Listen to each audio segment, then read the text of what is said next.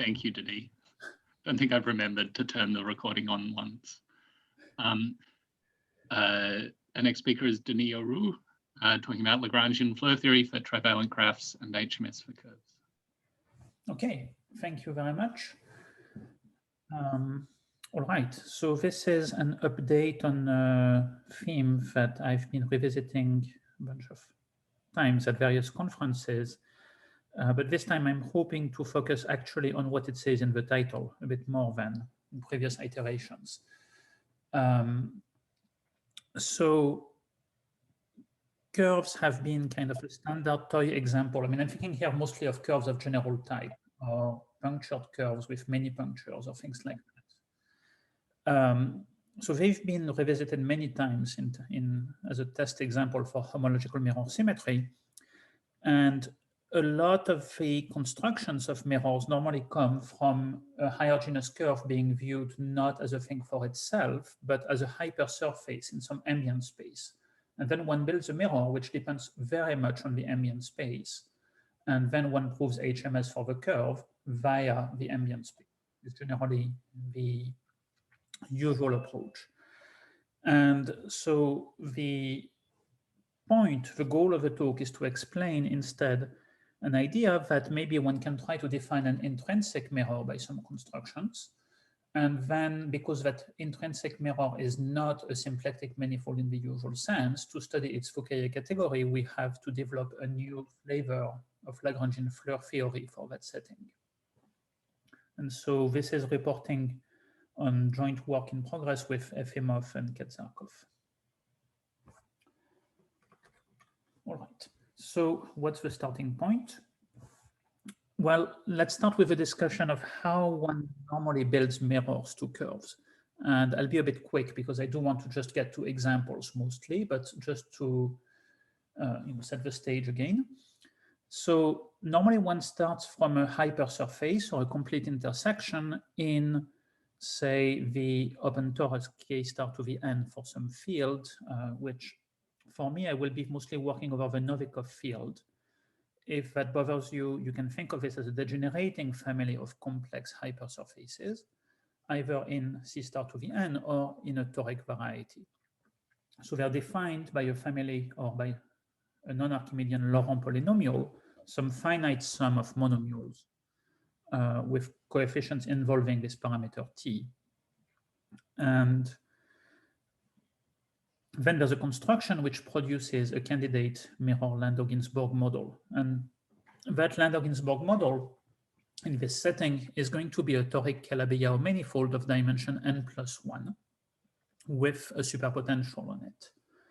And so mirror symmetry for Landau-Ginzburg models tells you that you should expect the Fourier category of a hypersurface H to be equivalent to the derived category of singularities of the Landau-Ginzburg model. So this was checked actually probably first by Seidel for the genus 2 curve. Then this was checked for things like pairs of pants and open Riemann surfaces. That was Heatherly's thesis. And higher dimensional analogs or more powerful ways of thinking about this have come up in subsequent work of Nadler, Gamage-Shende, Lekili Polishchuk, and probably many others. So that's not the side I want to focus on today. The side I want to focus on today is the other one where we compare coherent sheaves on H. So that's why now I'm thinking of it as a rigid analytic space of a Novikov field with the Fourier category in a suitable sense of the Landau-Ginzburg model. So this is something where the main results so far are, well, in this unpublished, not quite existent work of Mohammed and I, and more concretely, in the case of a genus 2 curve in an abelian surface, Catherine Kenitzow's thesis, which is actually available and readable. But so I'll describe these constructions in a bit, but the important thing to note, which is going to motivate why I want to change viewpoint after a little bit, is that the mirror that one builds depends very much on the choice of ambient space V. even though experimentally it seems that the critical locus of the potential W inside Y doesn't really. I mean, doesn't is kind of subject to slight interpretation. And of course, it still depends on the choice of actually how you make, say, a degenerating family of complex hypersurfaces go to a tropical limit, or if you prefer, on the choice of a non-Archimedean incarnation of H.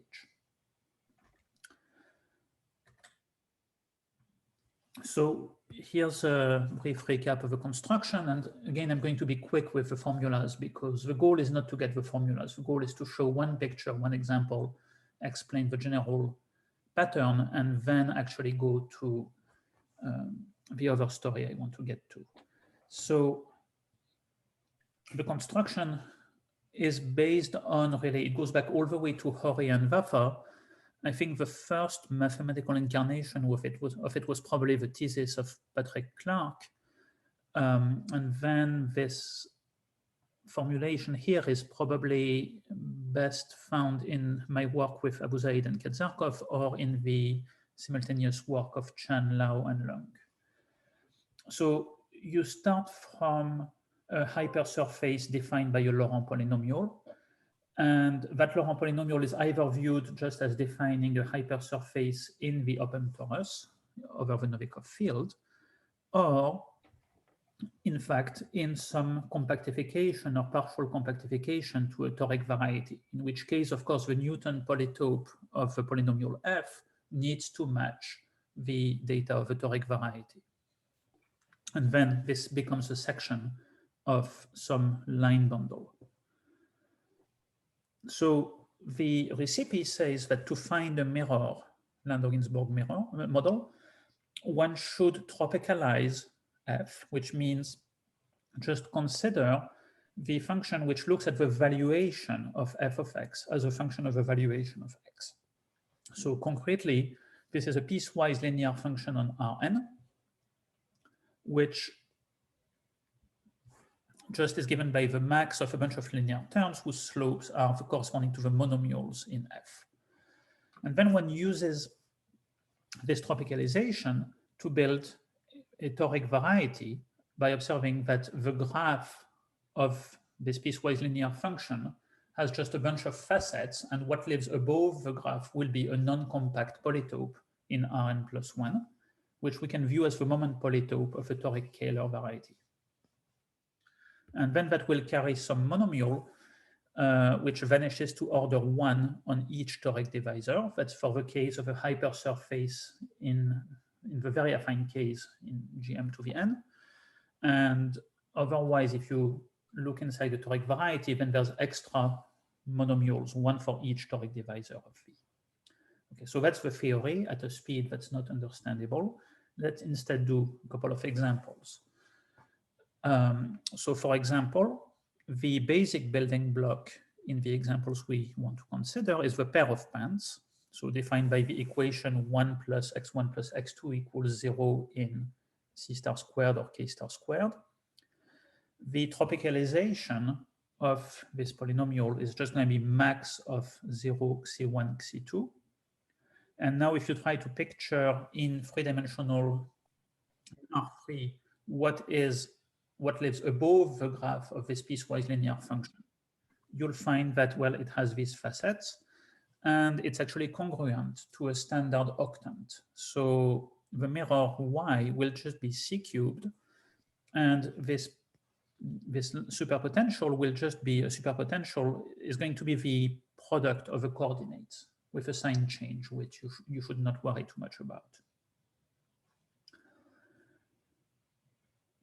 Okay, so variation on that, if I compactify now to CP2, to P2, I'm not over C, then I can get a line, a projective line, a P1 actually inside P2 as a compactification of a pair of pants. And the mirror I get by this procedure is again C cubed, but on top of this minus Z1, Z2, Z3, I'm adding some extra terms. This is bigger than the usual mirror of P1, of course, but it's equivalent to it by a stabilization process where you kind of add two complex dimensions, and you can check actually that this thing has two critical points which are non-degenerate and has the same critical values as the usual mirror of P1. So the general pattern to understand is that this, so the mirror is going to be a toric manifold, and the main term is going to have fibers. It's going to be a monomial whose fibers are just C star to the n's. So really, I want to think of the mirror Landau-Ginzburg model as being a family of C star to the n's, which degenerates over 0 to a singular fiber. And that singular fiber will be a union of toric varieties, one for each term in F.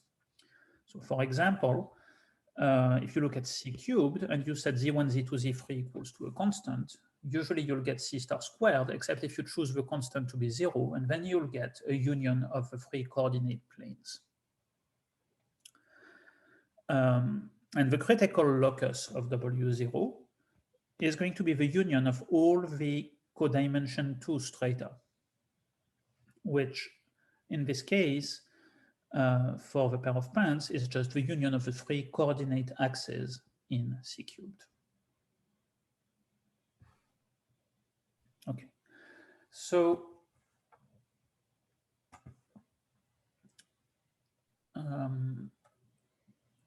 okay, and the other, anyway, there's various features in here. So just to do a couple more examples and then get to the ones that are more of interest to us. If I look at this hypersurface in the open torus, so that's a free punctured elliptic curve, and the tropicalization of this, well, there's 4 domains of linearity corresponding to the 4 monomials that appear in the defining equation. And if you look at the recipe, what it gives you is actually the total space of the canonical bundle of CP2 with a potential which is the product of the coordinates. So it vanishes exactly to order 1 on each of the 4 toric divisors. But now if you compactify this to an elliptic curve in a suitable toric variety, the one with this funny moment polytope, which is usually thought of as the mirror of P2, then our construction becomes, well, the same space, the total space of O of minus 3 over P2, but with a superpotential, which is now going to have Morse-Bott singularities along a smooth cubic elliptic curve in the base CP2. And that smooth cubic elliptic curve is actually the usual mirror to the elliptic curve that we started with.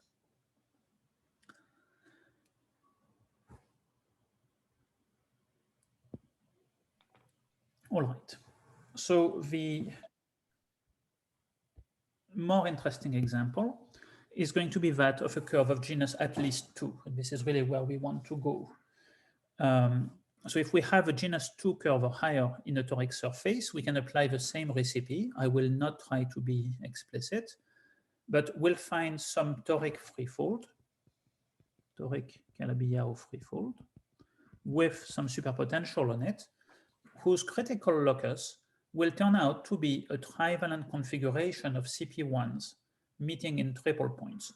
So really near each of these points, this looks like the mirror of a pair of pants, C cubed minus XYZ. And there are 3G minus 3 such P1s meeting in 2G minus 2 triple points. And this is in fact best understood as being mirror to a pair of pants decomposition of my genus 2 curve, which is what I get spontaneously from a tropical degeneration if I think of a family of complex curves going to the large complex structure limit, or in the non-Archimedean setting, this is already done for me, essentially, at least from the way of presenting it as a hypersurface, just by the valuation map. And so, in fact, that's exactly how you should think of all these examples, that they're just built by assembling together mirrors of pairs of pants according to a pair of pants decomposition. That said, so there's a pretty nice Jeff Koons has these balloon dog sculptures that are exactly what this is about, as long as you don't count too closely. I think he has some 4-valent vertices in there. But, all right. Okay, so one way to prove homological mirror symmetry for curves, or more generally actually for hypersurfaces in C star to the n or in a toric variety, is to work with the Fukaya category of this mirror Landau-Ginzburg model, which means looking at Lagrangians in this non-compact toric variety Y with suitable data and with an admissibility condition that constrains how they go to infinity. So people who are into sectors and stops are welcome to think of this as being really sector, but we're in the non-exact setting. And so the technology is just not quite there. But fortunately, there's ways around using this notion of monomial admissibility, which shows up in Andrew Hanlon's thesis. So basically, we'll require that we have Lagrangians whose projection under each term actually in this superpotential separately has a fixed argument wherever that term of the superpotential becomes large compared to the others. And so concretely, it's advantageous to think separately of what I think of as the main term, the one that corresponds to mirror symmetry inside the open torus, and then split off the extra terms that might come from compactifying K star to the n to a toric variety. And so in particular for this one, we'll require that its argument is locally constant wherever this W0 becomes large. So that means, let me actually show a picture right away. In the mirror of a pair of pants, we might want to look at Lagrangians, such as this kind of thing. We take a Lagrangian submanifold in the fiber of W0. Well, that fiber I've said is just a C star squared, Z1, Z2, Z3 equals constant. Inside C star squared, my favorite Lagrangian is R plus squared. That's actually a generator of the Vrab-Fukaya category. Thinking of this as T star T2, this is a cotangent fiber.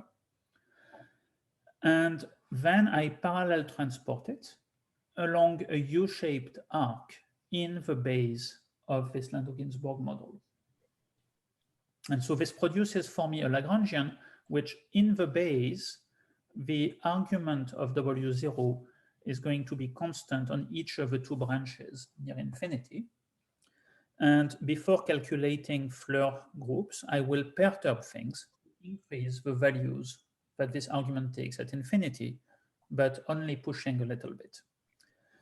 And then fiber-wise, I want to assume that inside the fibers of W0, I also have some kind of admissibility property at fiber-wise infinity to ensure basically that Floer theory is well behaved. So, I mean, there's various possible ways of doing this, but the one that we use is monomial admissibility because it meshes very well with all the technology that we're using. So concretely, we want to ensure, well, L0 is real, which means that each of these coordinates Z1, Z2, Z3 is real positive at infinity in this fiber. And we will want to arrange that this remains true as we move from fiber to fiber. So in fact, in each of the fibers of W0, whichever coordinates are large are going to be real positive. This is good enough to achieve maximum principles on holomorphic curves, and so that's basically why we like this condition.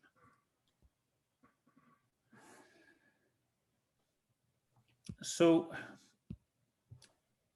monomial admissibility is basically a way of getting control on disks in Floer products. There's other ways that one could do that by looking at conical structures and so on, but since we are not really in the usual setting of Liouville sectors, admissibility is slightly easier. The other comment is for parallel transport between the fibers of W0 to preserve admissibility in the fibers, we actually need to use a slightly non-standard Kähler form for which these various monomials Poisson commute with each other wherever they're large. So one can kind of spend a lot of time figuring out unusual and wonderful toric Kähler forms on toric Calabi-Yau manifolds. There's a wonderful 12-page calculation of a Kähler form on C2Vn that will be in the non-existent paper. Anyway, but I mean, these Kähler forms are kind of symplectomorphic to standard ones. It's just a matter of wanting to work with a standard complex structure. All right. So to calculate fiber-wise Vrab Floer homology, basically we take an admissible Lagrangian and we flow it by some autonomous flow LT, which amounts to Hamiltonian isotopies and preserves admissibility, but by changing the values of the arguments of all these terms at infinity. And so for the base term, this W0, we will just move things around a little bit, like in the Foucault category of the Lefschetz fibration. We only increase the argument within a bounded interval. Whereas inside the fiber of W0, in the absence of an extra potential, I mean, if we're looking at the fully fiber-wise Vrab category, then we just actually look at Vrab Floer theory inside C star squared. And then one defines morphisms in this category by a limit process using continuation maps. It's the same kind of construction as in various other definitions of Foucault categories using directed systems and localization with respect to some continuation elements. So at the end of this process, you can calculate and you'll find that the Lagrangian L0 described here by parallel transport along a U shape of R plus squared and C star squared has in fact fiber-wise Vrab Floer cohomology looking like the ring of Laurent polynomials in two variables mod 1 plus x1 plus x2, which is exactly the regular functions on the mirror pair of pants that we started with. And you can do the same calculation, in fact, for other hypersurfaces in exactly the same way. And you'll find, again, that this works. Okay, so this can be upgraded to a whole result about homological mirror symmetry, which really, I think I'm just going to skip most of this. But what are the highlights? So basically, there's an interplay between the Foucault category of a Landau-Ginzburg model and that of the fiber of W0.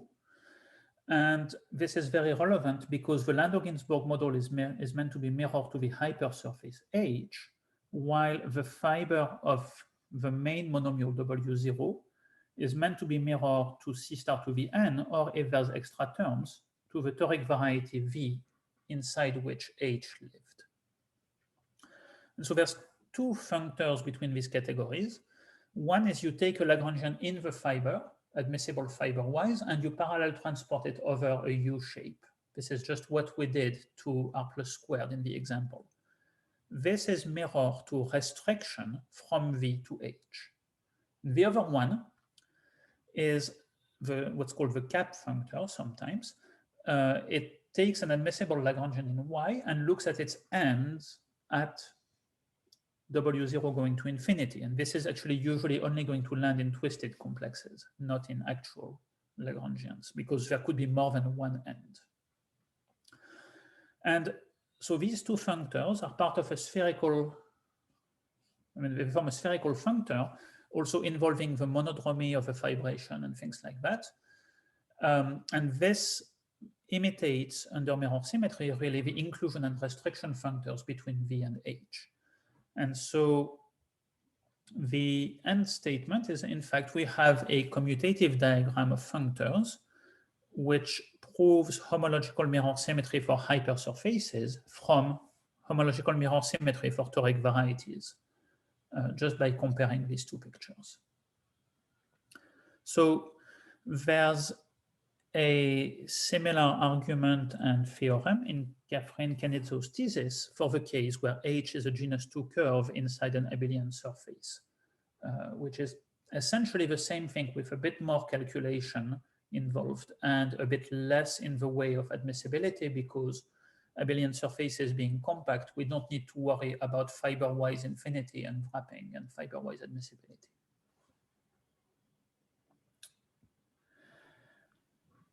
Oh, I'm sorry. Can I ask one question, Sure. Denis? So in the previous page, when you compute this pair of pants example, you had these two intersections in the base. And you have this map by multiplication of 1 plus x1 plus x2. I'm a bit confused about the degree of this map. So there's two copies. The Vrab Floer complex of the fiber-wise Vrab Floer complex of L0 with itself has actually two pieces. There's intersections in, see, if I look in the base, I'm taking a U shape and I'm pushing it around. So there's two places where things intersect in the base. Right, yes. Inside each fiber, I have the fiber above that is C star squared, and I have two Lagrangians which are basically isomorphic to R plus squared inside there. Right. So the Vrab Floer homology is just a copy of Laurent polynomials. However, so if I mean, basically, the intersection here, the tangent spaces as graded Lagrangians are close to each other in the base, and degree is 0 as usual in the fiber. So this lives in degree 0. The things at the other point, on the other hand, live in degree -1. And maybe my convention. Okay. So this okay, is, sure. This is graded in degree -1, and so the Floer differential goes from the degree -1 piece to the degree 0 piece. And so okay, yeah. I guess that's the sign convention that was confusing to me. Thank you. Yeah, sure. Yeah, is this denoted shifted by 1 instead? Probably is, right? Anyway, okay. All right. So anyway, so one can get to HMS this way, but the drawback is that the choice of embedding into an ambient space V plays a huge role in the calculation, because we just proceed all the way by basically understanding mirror symmetry for the ambient space V, and then understanding the adjunction between inclusion and restriction functors, and using that to calculate what will happen on the hypersurface H. And yet, if you look at these examples again with with a fresh eye, you see that it's very tempting to say you should be able to work just on the critical locus. So here's a suggestive example that was, of course, that's the one that's kind of going to be most pleasant for that among the examples I've shown so far. If I take an elliptic curve viewed as a hypersurface in the historic variety, I've said I have a mirror which is the total space of O of -3 over CP2 with a superpotential which will be Morse-bot along a smooth cubic elliptic curve in CP2. So instead of working with U-shaped Lagrangians and doing parallel transport of things like R plus squares in the fibers and so on, so basically trying to understand restrictions to the elliptic curve of line bundles on the ambient toric variety, there's a more direct way to study the Fourier-Seidel category of this Landau-Ginzburg model, namely for a Morse-bot fibration, just like for a Lefschetz fibration, I can generate the Fourier category by thimbles. What's a thimble? It's a Lagrangian that fibers over an arc in the base of a fibration. So it's obtained by parallel transport of some fixed Lagrangian in the fiber, which is a vanishing cycle for the singularity. So for a non-degenerate Lefschetz type singularity, there's just one vanishing cycle, which is a Lagrangian sphere. For a Morse-bot fibration, there's a larger subset of a fiber that collapses onto the critical locus. In general, it's a coisotropic submanifold. But given a Lagrangian inside the critical locus, I can parallel transport it to build a thimble from it. And so this is a construction which takes a Lagrangian inside the critical locus. Here, the critical locus is an elliptic curve. I just take an S1 inside that with a local system and any other data you want to have. And I can transport it to get a fibered Lagrangian thimble, which I will call T of L, which is topologically a solid torus. Each point in the critical locus produces a two-dimensional disk thimble. So this is a solid torus in Y, and the Floer homology calculation in the total space or inside the critical locus agree with each other by just a usual argument that if you push a thimble a little bit, you get transverse intersections inside the critical locus. Okay. There's a slight lie in what I'm telling you, but let's not worry about it. So the point is, in fact, you didn't need to look at this threefold mirror, even if you were not aware of usual mirror symmetry for elliptic curves. Once you got to something more spot, you could say, hey, I'm going to look at the critical locus, and this will be my mirror. So there are similarly mirrors for things up to genus 1, basically, for the cylinder seen as a hypersurface, say, in C star squared or in C squared. For the pair of pants, for punctured elliptic curves or punctured spheres, there are similar mirrors. Now, in general, these are not always going to be Morse-bot situations. Some of those mirrors will actually have nodal singularities. But you can make sense of how to define the Fourier category of a nodal Riemann surface as a quotient of a Fourier category of its smoothing. So anyway, that's basically a way to reduce to the critical locus. The more challenging thing is how to understand the analogous construction in genus at least 2. And the problem there is that the singularities of a Landau-Ginzburg model are just a little bit too complicated to be able to make sense of Floer theory on the critical locus directly. So it should be noted that there are some stacky mirrors floating around, I think first observed by Treumann and Gamage and Shende and Lekili and Polishchuk. And one could ask, how does one define a Fourier category for such a stacky nodal mirror? That's worth studying further, but that's not the direction that I'm getting into either. So, okay, so now we get to our main example. So let's say that we have a genus 2 or higher curve in a toric surface. And then we say the mirror would be a trivalent configuration of 3G minus 3 CP1s meeting in 2G minus 2 triple points. So for example, for a genus 2 curve, you get a configuration of 3 CP1s meeting in 2 triple points. And so the question is, how do we associate directly a Fourier category to such a trivalent configuration? And since I want to also allow the possibility of building mirrors to punctured curves, or also a decomposition, using really the ability to think of this through pair of pants decompositions on this side, corresponding to decompositions into mirrors of pairs of pants on that side. We want to allow also non-compact components and wrapping. Okay, but so the question is, how does one define a Fourier category directly on this kind of thing? And it should be noted that this is not something, you should not necessarily think of this as being just the Fourier category of this configuration on its own, but rather as this configuration thought of as arising as a critical locus of a Landau-Ginzburg model. So this is something that has extra structures. I mean, people who study the B model of this tend to call that a perverse curve. And I don't want to speculate about what extra data might be on this. I mean, actually, we'll see some extra data that comes into our construction. But I just want to say this is not necessarily studying a trivalent configuration of CP1s just for itself, but in its incarnation as a critical locus.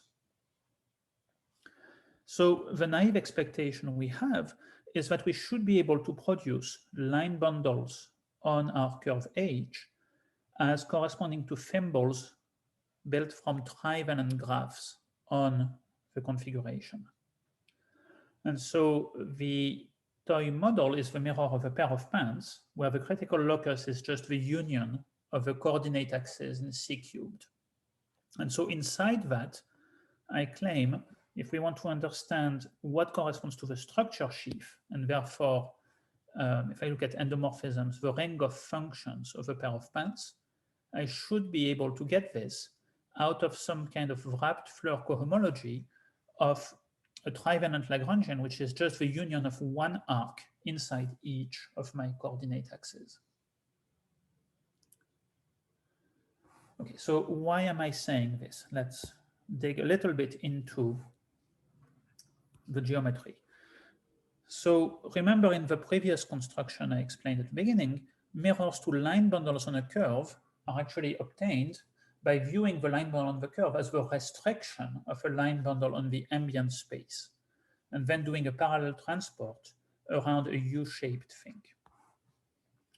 And that's because we don't know how to get a thimble. So the closest we actually can get to a thimble is some piecewise linear Lagrangian thing, which we don't really know how to make into an honest Lagrangian and an object of a Fouquet category. Maybe this is just my lack of sophistication.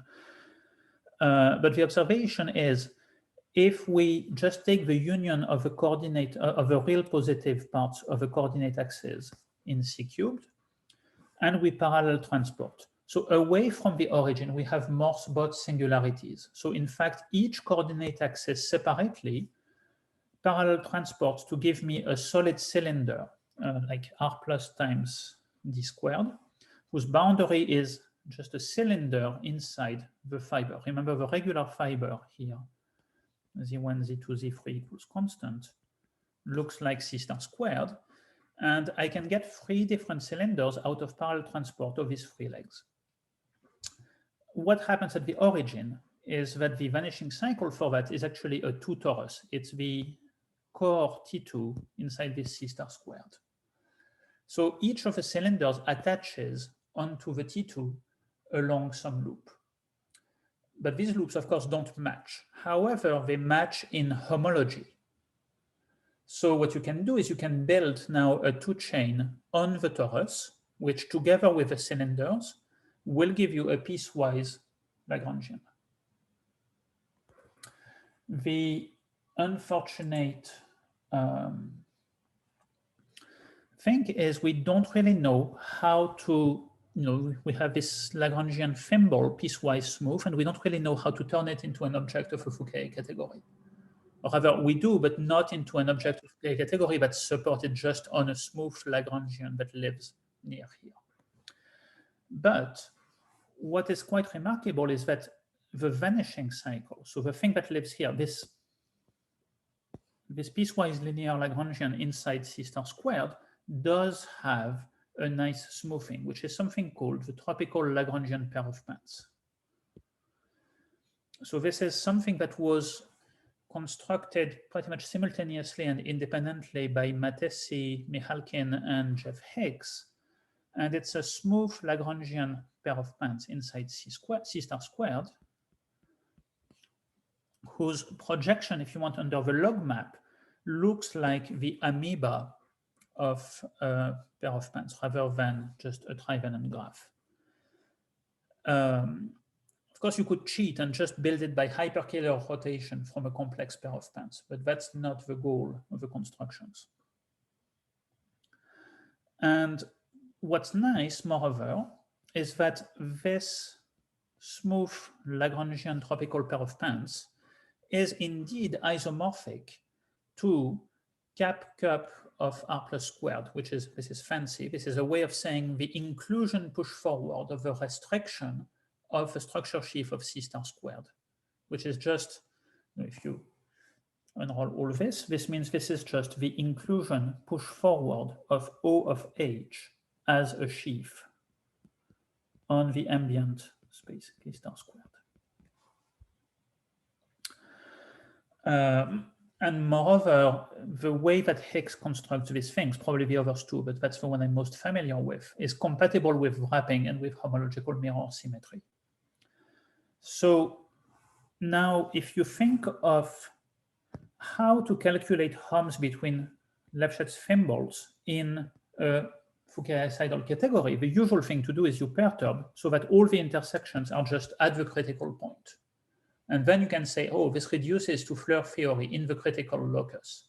And this is exactly what we're trying to do, except we don't really understand what happens at the critical locus. Another way to do the same calculation is to actually instead perturb in the opposite direction, but then the admissibility direction forces you to also have another intersection somewhere else.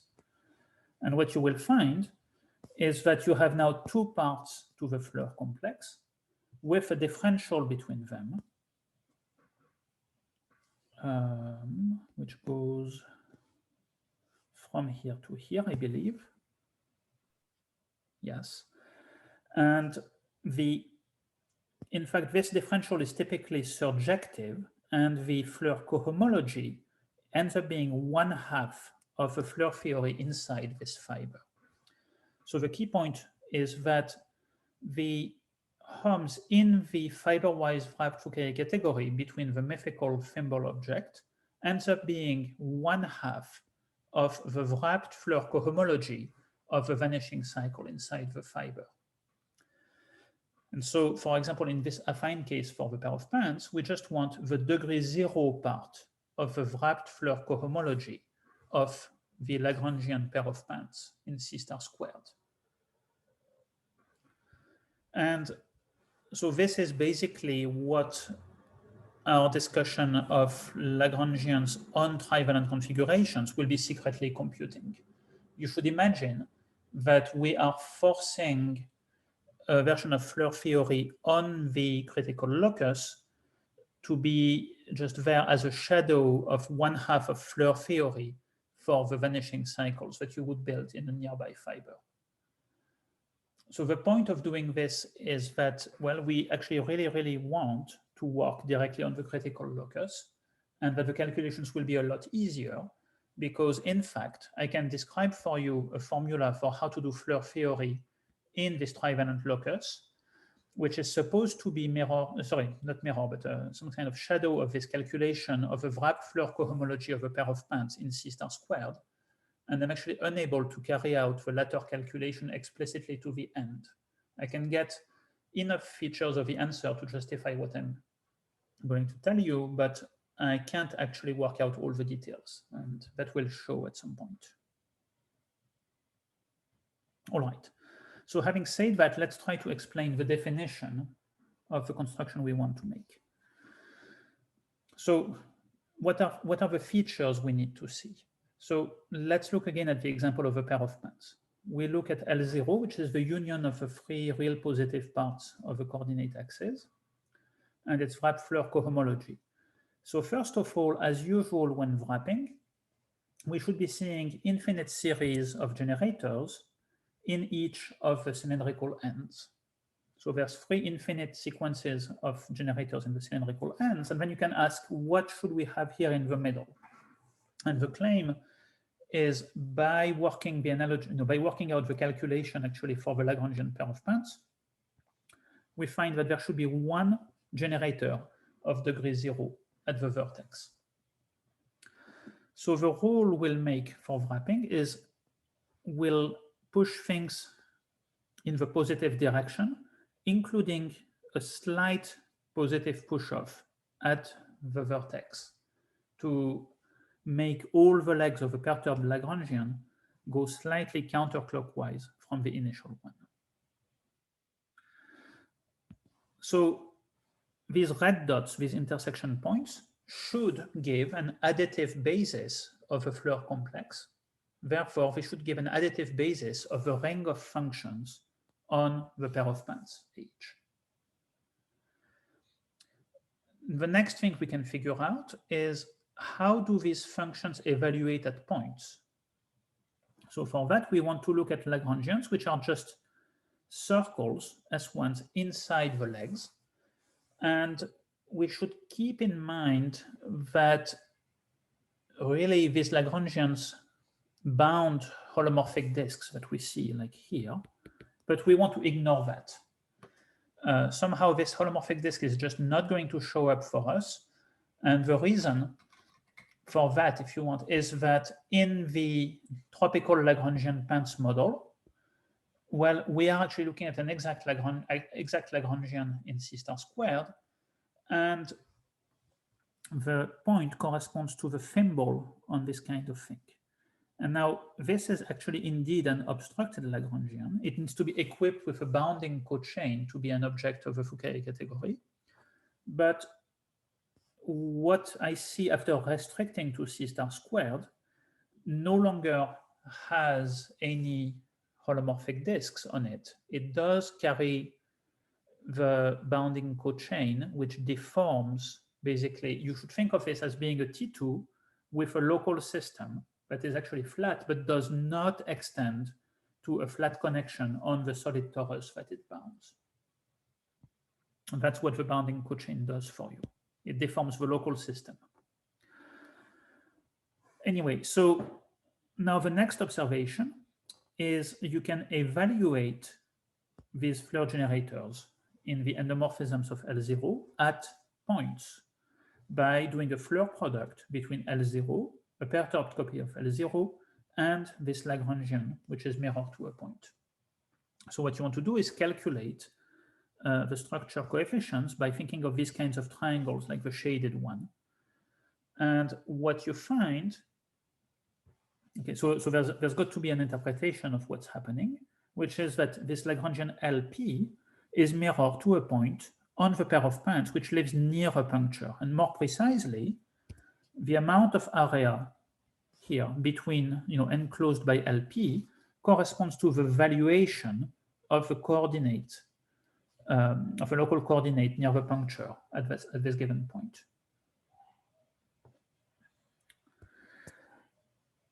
Okay, and now you can start doing the calculation of these like orange shaded triangles. And what you'll find is that by analogy with what happens for the Vrab categories of cylinders of pairs of pants, the generators in the cylindrical ends should correspond to successive powers of some particular function, and that function should be basically the inverse of a local coordinate on the pair of pants near the puncture. So here's some good news. Using partial fractions, you can check that indeed the constant function 1 and the successive powers of the inverses of local coordinates near the punctures, near the marked points, if you want, in a pair of pants, form an additive basis of the ring of functions.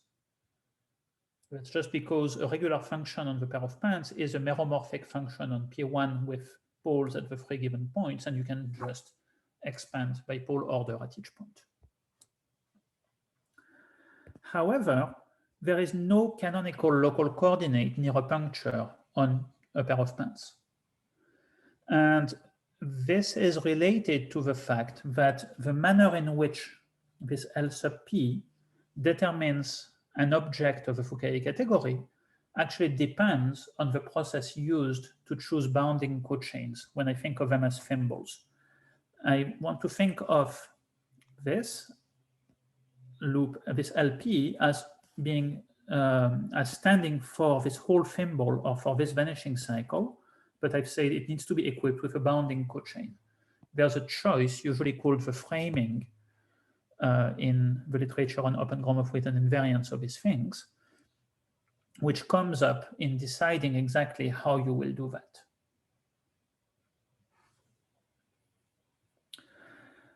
So, okay, so there's that slightly disappointing thing that there's a choice of local coordinates involved.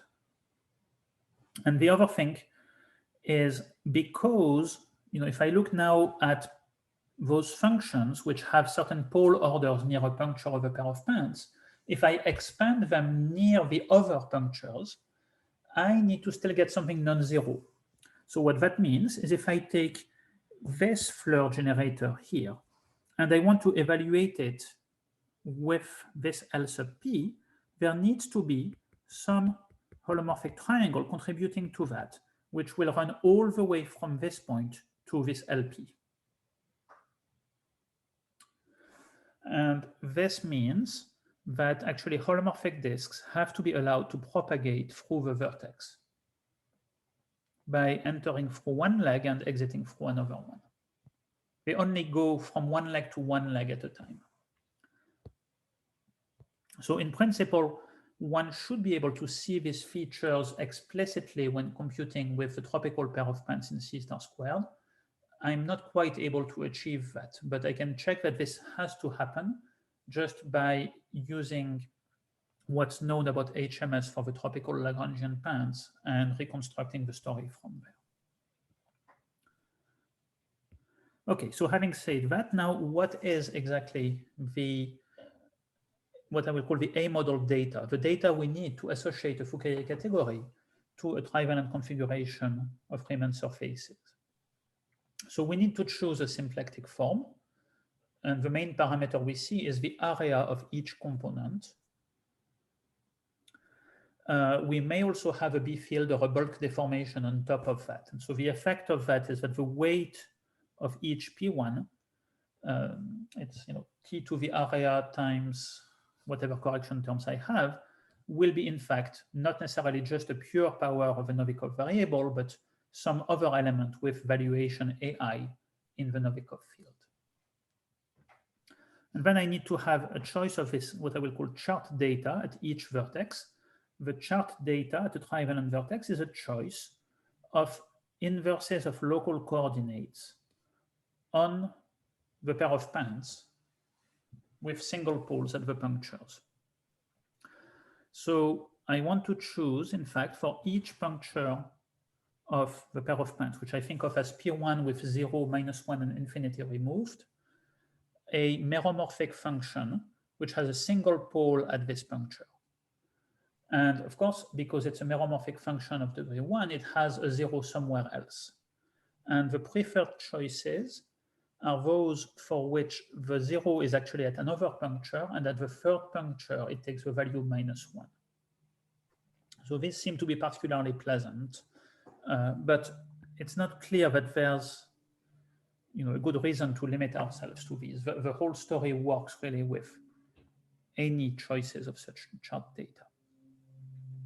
So the mirror we build will depend on this chart data, because basically the chart data subtly influences the mirror map, just in the same way that the B fields and bulk deformations also influence what this is mirrored to. So somehow you should think of this data as being a package, and together they determine a non-Archimedean mirror curve. So what is this mirror?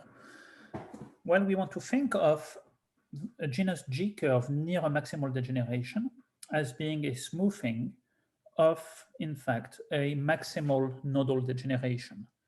So you want to start with, in this case, just a union of two P1s with 3 marked points. And you will try to smooth them by choosing local coordinates near the punctures. These local coordinates exactly have to do with our PIs that we chose.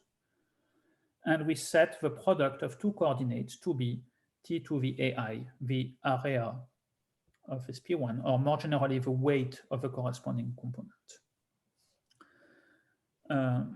So if you want to make the pieces look more standard than that, you can actually insert an extra P1 inside each neck and declare that you will actually smooth now 5G minus 5, I guess, P1s,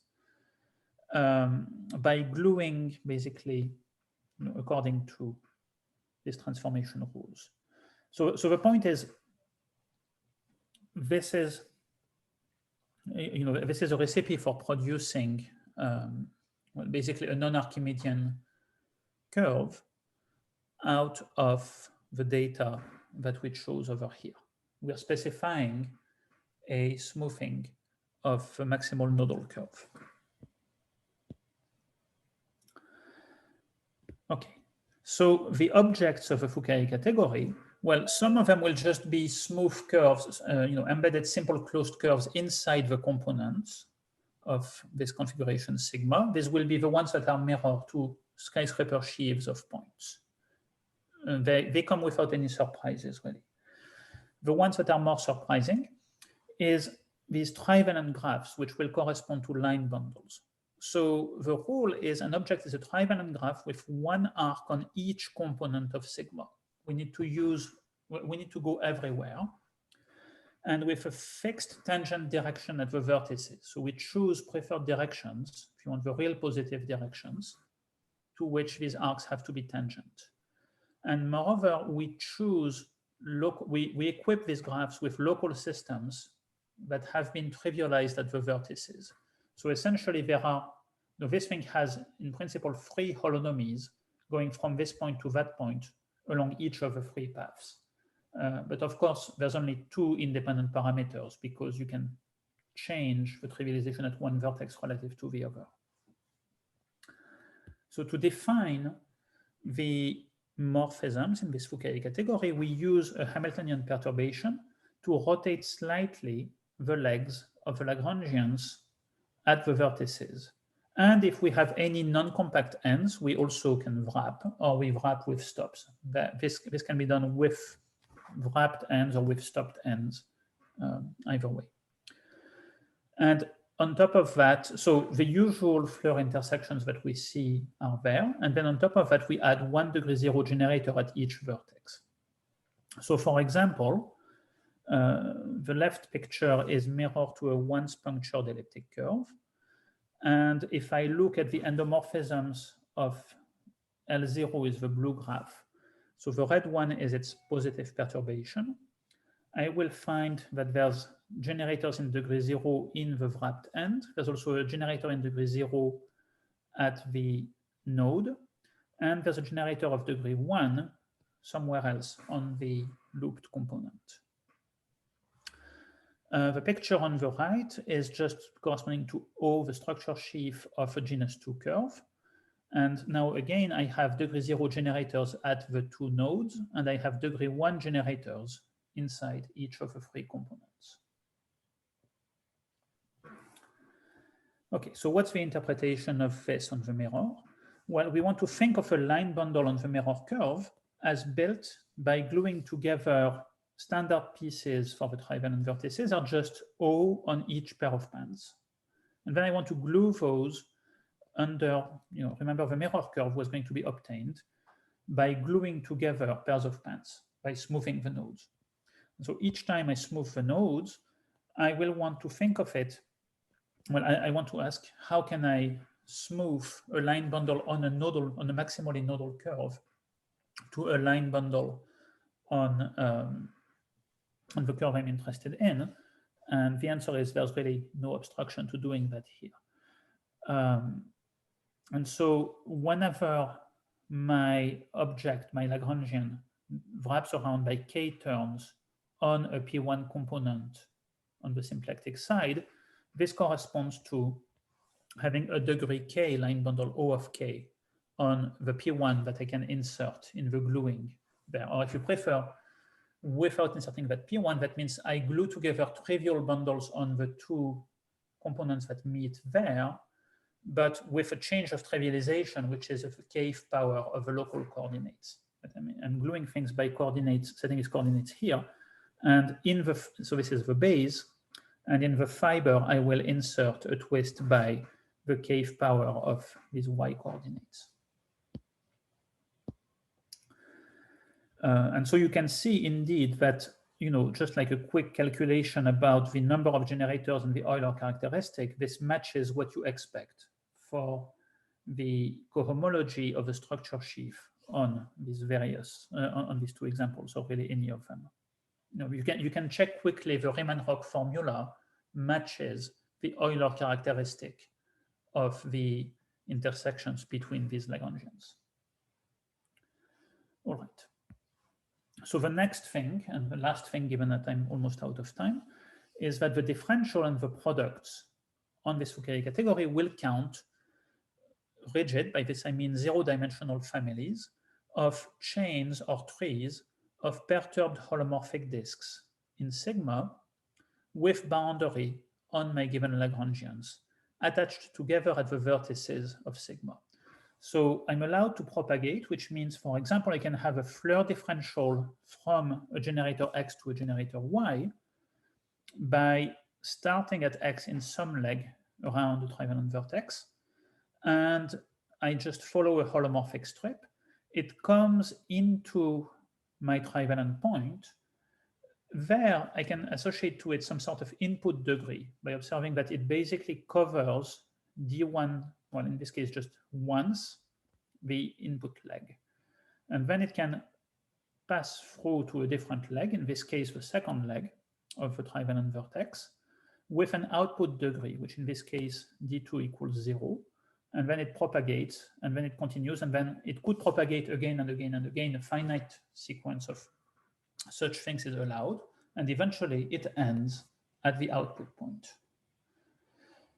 So this will contribute to the coefficient of y in the Floer boundary of X. So we need to sum over all possible such propagation diagrams and all the possible multiplicities with which we exit when we propagate. And there are rules for calculating multiplicities. So there's, of course, weights given by symplectic area and holonomy of local systems, but there's also multiplicities, combinatorial multiplicities associated to the propagation and the local coordinates we chose for each vertex. So the basic rule says if we have a vertex at which an incoming strip-like end of a Floer trajectory covers D1-fold the incoming leg with a local coordinate P1 chosen as part of the framing data, and if the outgoing leg locally covers D2-fold another leg with local coordinate P2, then to find what local multiplicity contribution we need to take, we need to expand P2 to the minus D2, sorry, we need to expand P1 to the D1. This is a meromorphic function with a pole of order D1 at the first puncture. We expand it as a power series in P2 at the, in the inverse of P2 at the second puncture. And so the overall multiplicity of a propagating strip will be the product of the multiplicities at each vertex. So we want to sum over all these possible propagation diagrams. So in this example here, say that I chose these two coordinates near the punctures -1 and 0. What I would do is I would take input degree is 1. I take P1 to the 1, which is -1 to the Z plus 1. I expand it in powers of Z, really at the origin, of the inverse of 1 over Z, which is just Z. And I look at the constant coefficient gives me what I want. And so the claim is that this actually satisfies the A-infinity relations, and that the Fourier category defined in this way is actually a derived equivalent to coherent sheaves on the mirror curve described by the gluing of the maximal nodal configuration I explained before. Okay, this is probably a good place to stop. Thank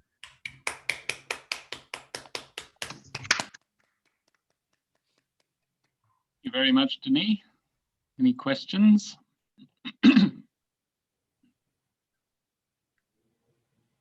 Actually, can I maybe ask a question? So can you say how these chart data, is it chart data? Mm-hmm. Yes, how they determined if you, like that they should be determined by the geometry of a Landau-Ginzburg model with this critical locus, should they, or? I think they should be, yes. And it's a bit of a mystery. I've been trying to calculate what I get for the tropical Lagrangian pair of pants, and it's not very easy. So one thing to note is, if you want to know, if you look, for example, sorry, let me just. So, you know, if I look inside the regular fiber, so I have this pair of pants, And let's say that it has a leg that's close to, so this is like a C star squared with coordinates, let's call that Z1, Z2. And there's also a Z3, which is 1 over Z1, Z2. This leg here might be like near Z1 equals Z2. Sorry, not quite, but this is along norm Z1 equals norm Z2, both going, say, to 0. Okay, so this is like the Z3 axis, if you want. So you can ask now, what kind of tori, I think I had them in red before, corresponding to mirrors of points, does this actually pair with? So I think this is what Jeff Hicks calls the Floer theoretic support of the Lagrangian tropical pants.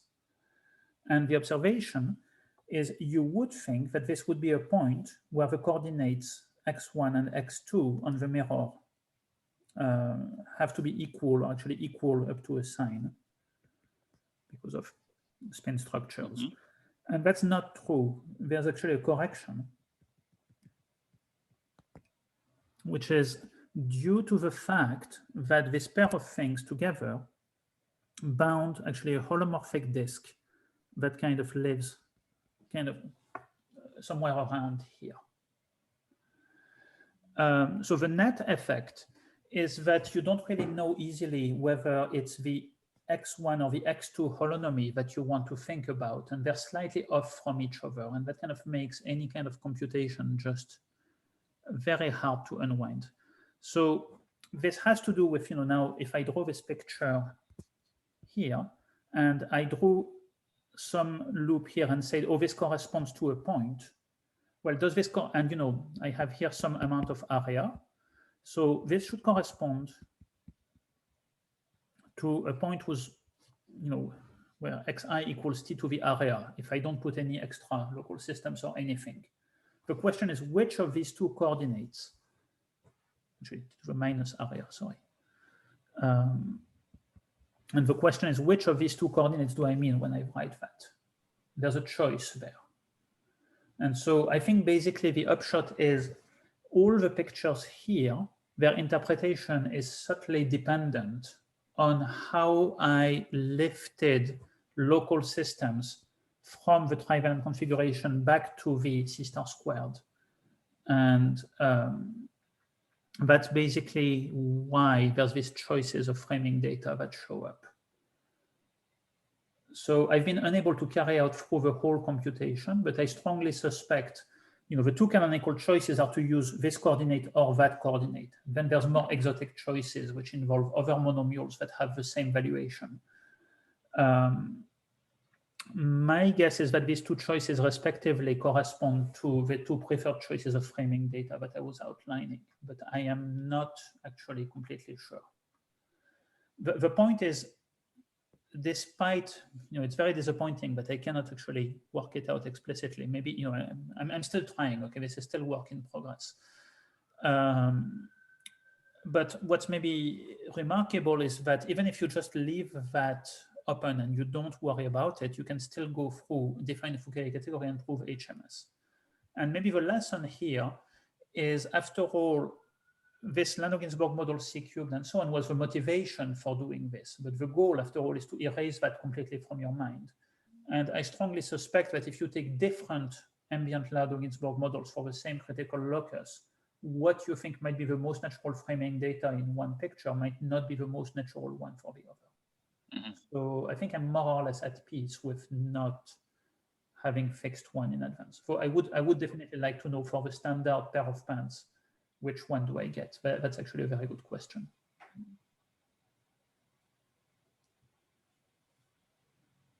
I had a question, which was somewhat different, but so on each of these ends of this trivalent configuration, if you look at the wrapping, the wrapping profile, it looks like you're wrapping in the non-compact direction, and near the vertex, you're almost doing something Fukaya-Seidel-esque, right? So you're just wrapping a little bit, as you say. Is there an expected relationship to this sort of, Fukaya-Seidel or partially wrapped Fukaya category of a cylinder with a stop, for each end? Is there some expected relationship between this trivalent thing and?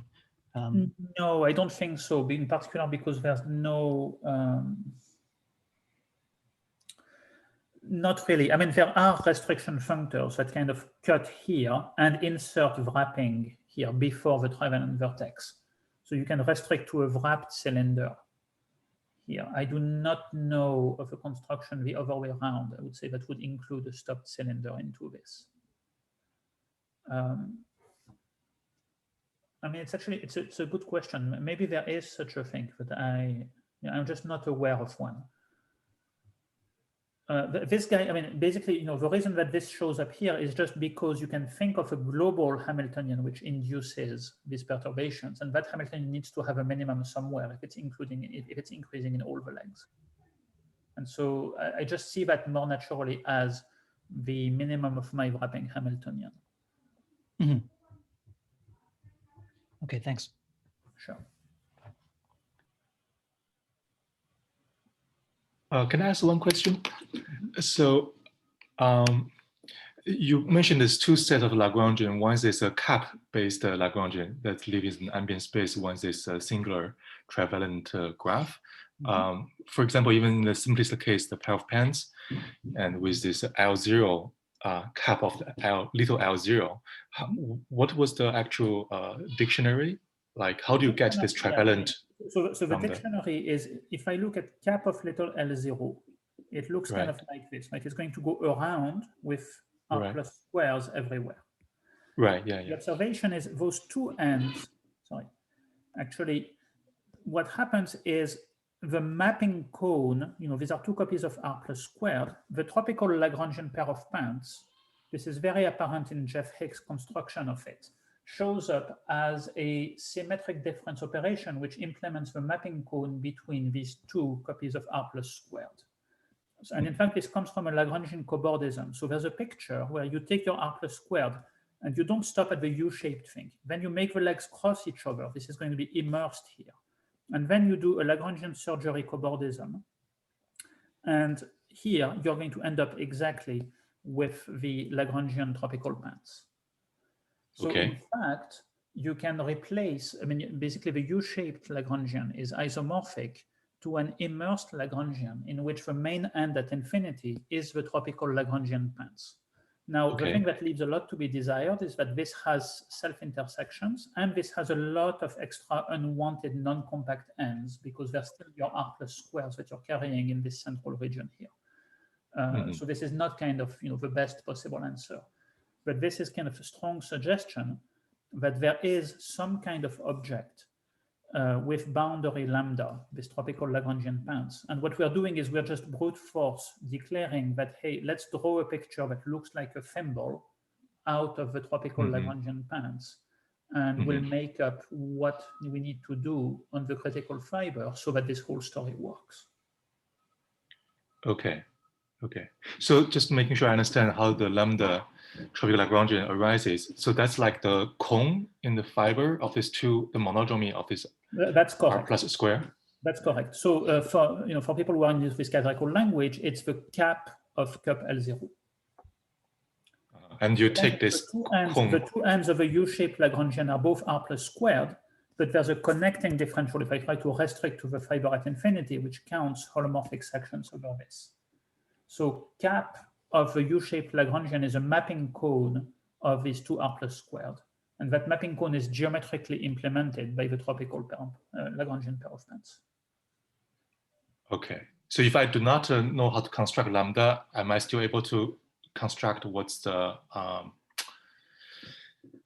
living on the singular critical locus by taking some mapping cone of this I don't really know. R plus. I mean, really, the whole story inside the singular critical locus is basically a made-up story because we want to do it on the critical locus. It's to some extent, it's a fictional picture that reflects the geometry of the ambient space. And the goal is to just postulate a definition that ends up working. So is that the hope? Like one want to do like a category on the singular guy by doing it on ambient space, or is the hope is to design some calculation directly on this singular guy so that So the point is, you can do the calculation directly on the singular guy, and it works. I mean, in some sense, with different sets of collaborators, I have two complete proofs of HMS, and by comparing them, you know that the singular guy is an accurate, accurately represents what happens in the Landau-Ginzburg model, without actually having a complete symplectic geometric understanding of how the two relate. The point is, you can postulate a definition of the critical locus, or you can do a calculation of the total space, and they both use of homological mirror symmetry for the same mirror curve. So there's no extra data in this normal direction. You don't need to impose. Well, I suspect that this chart data and stuff like that and propagation rules are basically explaining the normal data at the trivalent point in a way that, this is basically reconstructing the local Floer theory near, for what happens in the pair of pants. So when I'm defining that, at each trivalent point, I will have this kind of data and these kinds of propagation rules for Floer differentials, it exactly means I am thinking of this as being a piece of whatever, a local model for a critical locus of a Landau-Ginzburg model. Okay, thank you. What's confusing, Denis, so this goes back to the next question. If you think about the chart data on the original side, on the homomorphic side, this is right. I mean, as you said, smoothing parameters, right? So we've really chosen some path in the moduli of curves that goes to a trivalent configuration on the boundary. And so on the Landau-Ginzburg side, this corresponds to some maybe nonlinear path in symplectic forms on the Landau-Ginzburg model, right? And so you're somehow saying that choosing that path also determines for you a perturbation, a smoothing of the singular locus in the singular fiber to something that's actually sitting in a nearby fiber, and it's smooth, and it has a well-defined Floer theory that you're computing. But how will that path of this nonlinear deformation of the symplectic form, how is it going to really push you to this smooth picture? I mean, I can only do it backwards. I only know that if I have a smoothing, then that determines some of its chart data.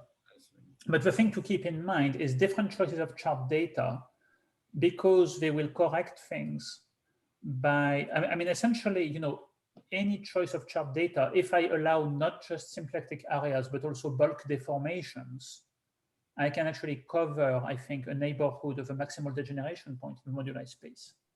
And so different choices of chart data can be related to each other by changing the bulk deformation. I think basically these are different, I'm saying each choice of chart data gives me a different parameterization of a neighborhood of a maximal nodal point in the moduli space. But these things can be matched to each other, maybe not explicitly, but conceptually they can match to each other.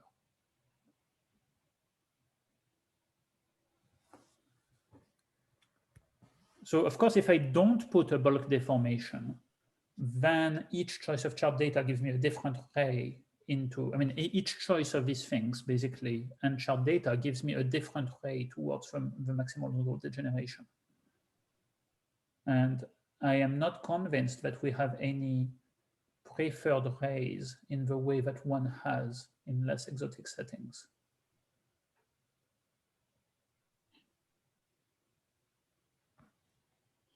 So you don't see, like in the Landau-Ginzburg model, maybe with some extra data. Oh, if you choose a Landau-Ginzburg mirror, then you have a preferred ray. And that will be the chart data that corresponds to the critical locus of this particular Landau-Ginzburg mirror. But if you don't want to specify which Landau-Ginzburg model your trivalent configuration lives in, then I believe it's hopeless, because it should be dependent on what Landau-Ginzburg model you want to implant this into.